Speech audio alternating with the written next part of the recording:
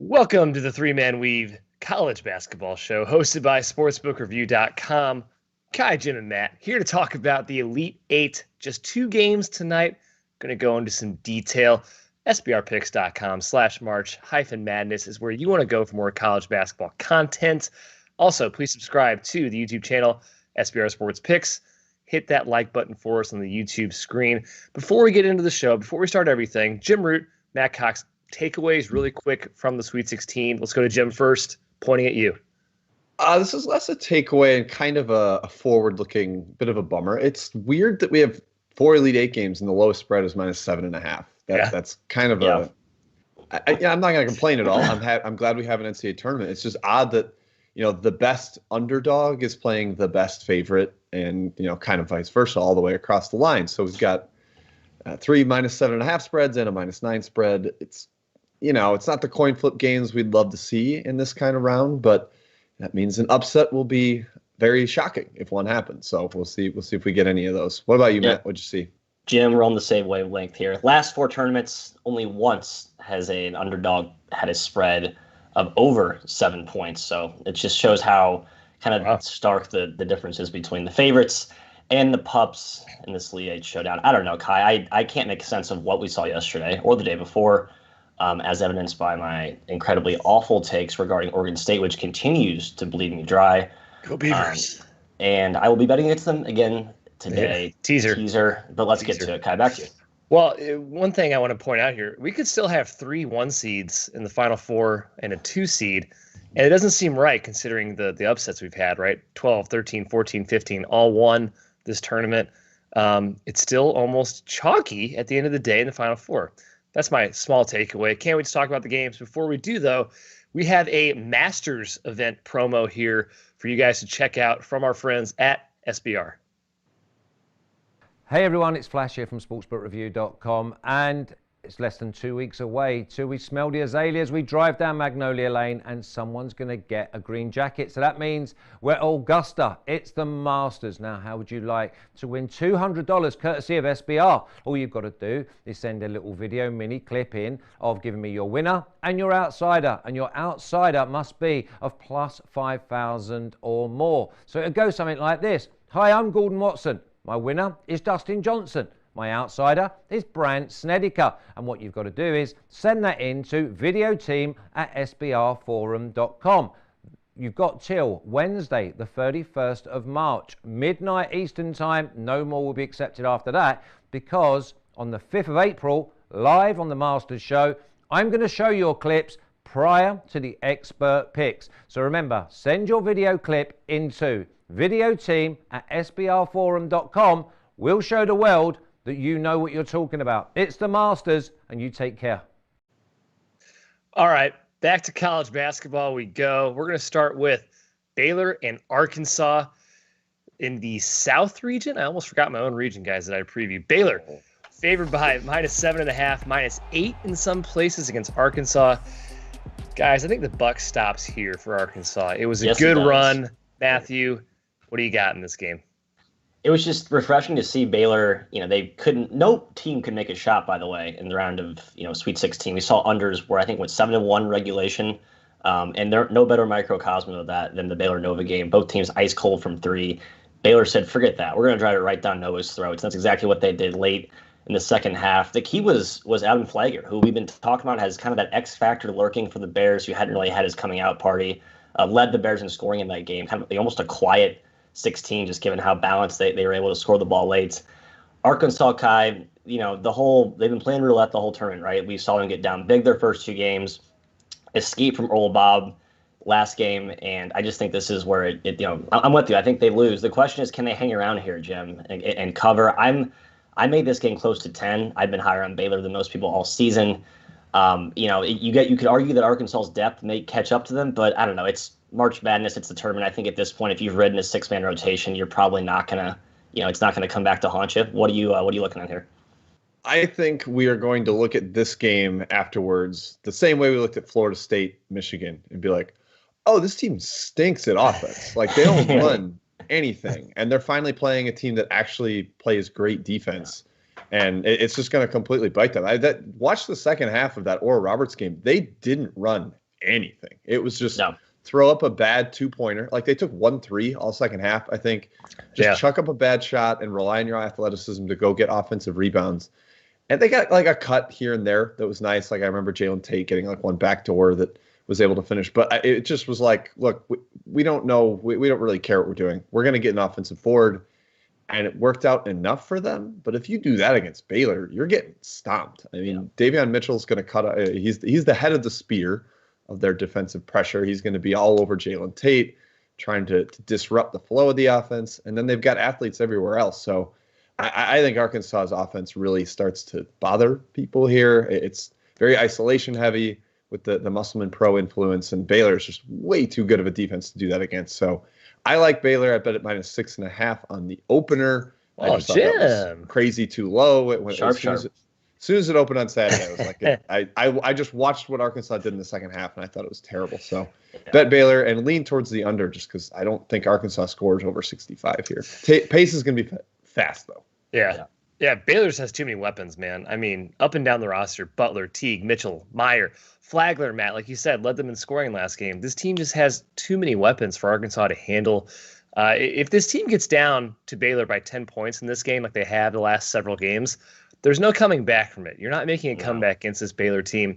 It's going to be very hard for Arkansas to push off the glass into transition. That's the preferred method. Bears is the 6th best offensive rebounding team in the country. You're not going to get an Oral Roberts, who is not a great offensive rebounding team, and start your break like they attitude against the Golden Eagles. You're also not going to get Jalen Tate backing down Max Asmus onto the block and then having a 6-inch advantage scoring over him in the paint. It's not going to happen. So I think Baylor's too much for Arkansas personally here. Jim, you got 6.5, great number. I'm taking Baylor -7.5. Yeah, lean under as well. Take 7.5. Yeah. Can I be? I'll be devil's advocate guy Taylor today. I am on Baylor, but if you're looking to back pick silly, here's what's working in your favor. Mentioned how the last, Jim talked about how there's such a lots of large spreads in these Elite Eight games. Dogs are 6-2, last 4 tournaments in the Elite Eight. So, something to be said for pups who make it this far. I think just ride that confidence. Again, those are shorter spreads, but yeah. So I mean, I think you probably should be looking at money line perhaps. Again, though this is a larger spread. Matchup wise, though, Arkansas, what they have done well, they've taken care of the basketball so far. And that's really what helped Baylor fuel that comeback. They were able to turn Villanova over, get some easy shots in transition to offset their, sort of stuck in the mud offense. I think Arkansas takes care of the basketball. And they do have good on-ball defenders, right? I mean, Baylor's really dribble drive reliant sometimes when their offense can get stagnated. And we see, Desi Sills and Note and Justin Smith and Jalen Tate, they can defend dribble penetration well. They do extend, so I think that opens them up for more dribble drives, but they are good on-ball defenders. Can I rebut something there? Baylor just turned over the top 2 turnover rate teams in the entire country. They did it at Wisconsin. They did to Villanova. They're not the top 2 anymore because they played Baylor and turned the ball over. But they're like 3rd and 4th in the country. Arkansas 76th. I don't think that's something they really prioritize. They've just kind of been solid at it because they play a lot of guards. But I think Baylor's able to turn them over some here. Okay. They don't play smart basketball 100% of the time either. We saw a lot of questionable decisions against Colgate even. So against Baylor, I think that really gets amplified. Anything else, guys? Final takes. Baylor, Arkansas. Get him in while you can. Baylor. Nope. Baylor. Yep. Okay. Baylor 3 for all 3 men of the weave here. Moving on. Next game. Final game. Houston versus Oregon State. The Beavers. What? Oregon State continues to march and frustrate Matthew Cox, our beloved colleague. But I'm going to start with Jim on this one. Jim, Houston just dismantled a perfect matchup with Syracuse. Oregon State has knocked off 6 straight top 35 opponents, 4 in the top 20 of KenPom. Are you riding the Beavers or are you going with our Cougars? I want to lean Beavers here, but I look at this matchup and I think it's kind of nightmarish for them, to be honest. Offensively, they're one of the most post-heavy teams in the entire country. They play through Silva a lot. They play through Alatishe a lot down there.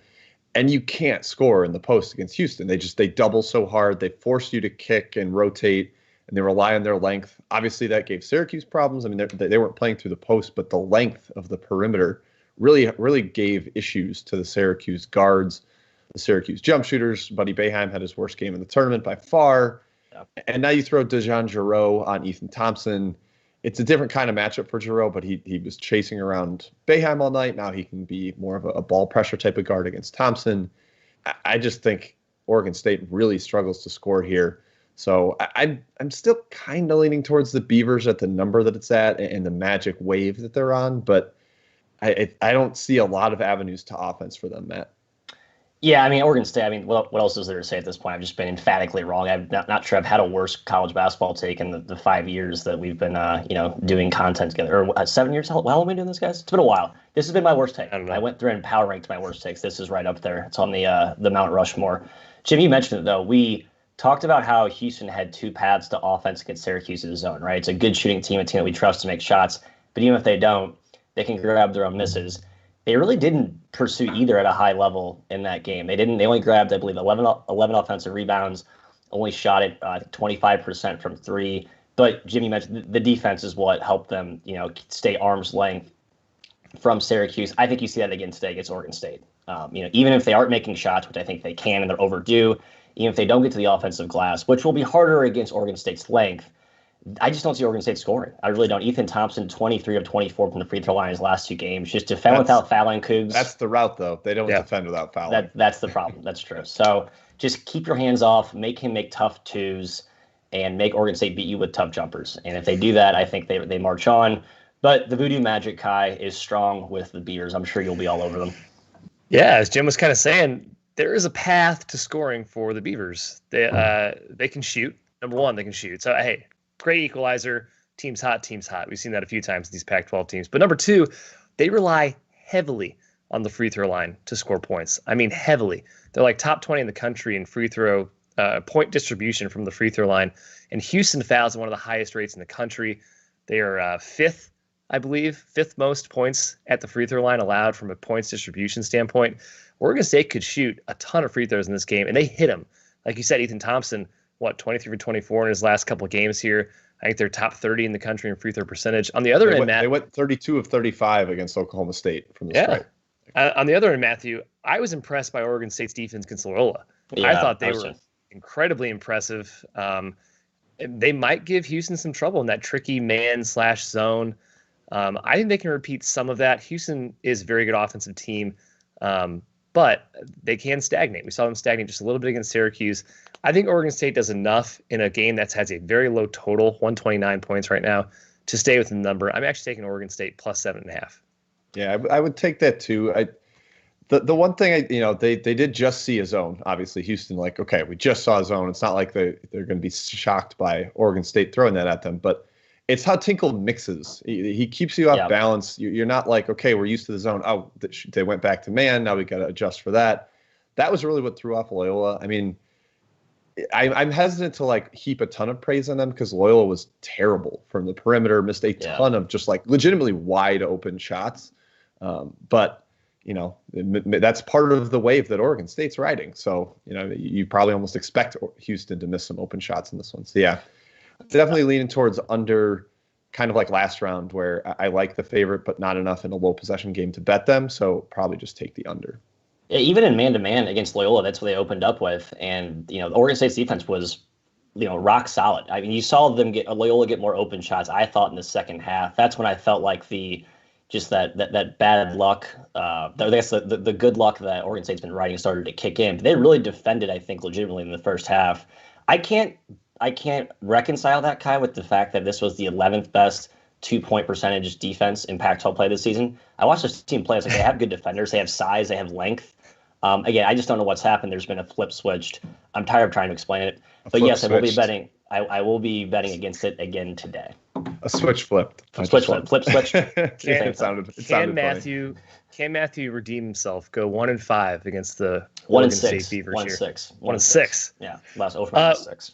We had a question in the chat about player props, so I pulled some up here. One question was about Davion Mitchell, over under 1.5 threes today against Arkansas. We don't really bet a lot of player props, I will say, guys, but it feels like we should have. Yeah, that's true. 1.5 threes, I don't know, gut feeling. I don't have a huge. Is there a price given with that, Ky? Is it -1? It's probably not -110. I don't know if they said that in the chat. Because we've my buddy's been hammering some of these really stale bad lines. Even Kevin O'Banner was like a dog to make 2 threes the first 2 games for Oral Roberts was just an absolute lock. So there are some value here. I probably should be trying to dip my toe in these, but I have not investigated them close enough. Basically, all I have, and I live in Las Vegas, no access to FanDuel or DraftKings. It's a lot of just like total points. I don't have the same kind of stuff. So I hard to have a strong opinion just because we haven't been. It's not something we've handicapped all season. So I wouldn't wouldn't give a strong one there. Any other points here over under? I'm just looking at a few. I'm just scrolling through here, guys. Any like Matthew Meyer? Matthew Meyer kind of. So Flagler's at Flagler's at 7.5. Matthew, I don't know if that jumps out at you. I kind of think that flips. I think you saw Flagler have his game last in the Sweet 16. I think Meyer has a better matchup, is more of a focal point of the offense here. So what's his point total? I don't have one. It's not posted. For Meyer. I don't think it's offered for Meyer actually. Interesting. Yeah. The books are scared of the Matthew Meyer mullet magic. They're trying to stay away. I love it. I think Ethan Thompson at 15.5. If you think he's going to live at the free throw line, then perhaps that's one. I do think if Oregon State's going to compete, then Jared Lucas has to be over 12.5 because they need shots made against Houston. Shots, man. Yeah, agreed.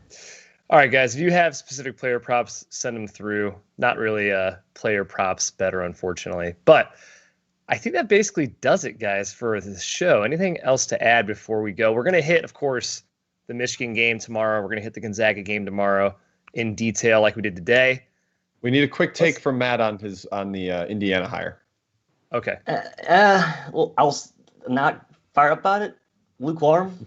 I like the other names that were being thrown around in whether that was the real coaching search or the fake coaching search. I was hoping that there might be a bigger name with more college coaching experience, but hopefully Woodson's staff is going to be awesome. And I think we've seen coaches that we don't know a lot about hire awesome staffs and be propped up as a group. So kind of hoping that's what plays out here, but we'll see. All righty, guys.